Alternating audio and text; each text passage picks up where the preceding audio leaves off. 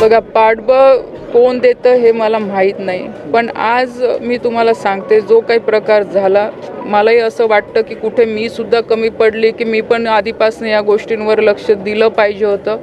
पण इथून पुढे मी तुम्हाला सांगते की ह्या सगळ्या गोष्टींवर आम्ही पण बारकाईने नजर ठेवू. आज माझ्या मुलीसोबत झालं म्हणून मला माहीत पडलं, पण अशा कितीतरी मुलींसोबत, महिलांसोबत इथे प्रकार घडत असतील.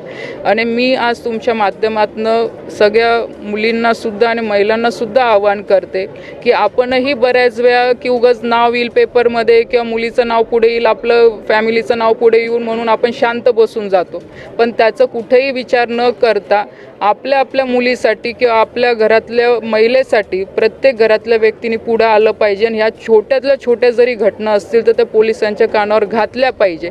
कारण की एक वेळ मलाही सकाळी तो विचार आला, पण मी परत हाच विचार केला, जर मी आज बोलली नाही, कारण की मला हे काही पब्लिसिटीसाठी किंवा माझ्या नावासाठी मी जर आज बोलली नाही तर उद्या ह्या मुक्ताईनगरमध्ये किंवा माझ्या मुलीसोबत पण काही घडू शकतं. काही राज्यामध्ये सातत्याने मुलीवरील अत्याचाराचे प्रमाण वाढत आहेत. राज्य सरकारकडे काही मागणी करणार आहात? मी राज्य सरकारकडे एवढीच मागणी करेल, कायदे भरपूर आहे, पण ह्या अशा प्रवृत्तीच्या लोकांना ताबडतोब यांच्यावर कठीणमधली कठीण कारवाई केली पाहिजे आणि अशा प्रवृत्तीला संपवलं पाहिजे.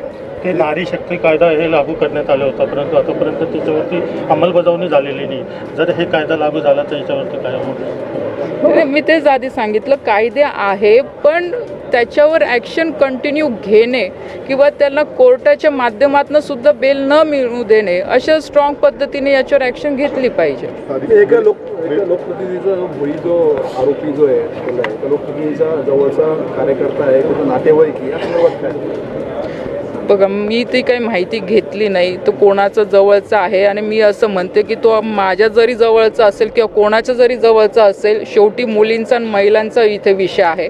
तो माझ्या जरी जवळचा असेल तरी त्याच्यावर ॲक्शन झाली पाहिजे, किंवा कोणाच्याही जवळचा असेल, कोणत्याही लोकप्रतिनिधीचा असेल तो जवळचा, त्याचा विचार न करता त्याने ज्याने गुन्हा नोंद केलेला आहे त्याच्यावर ॲक्शन झाली पाहिजे.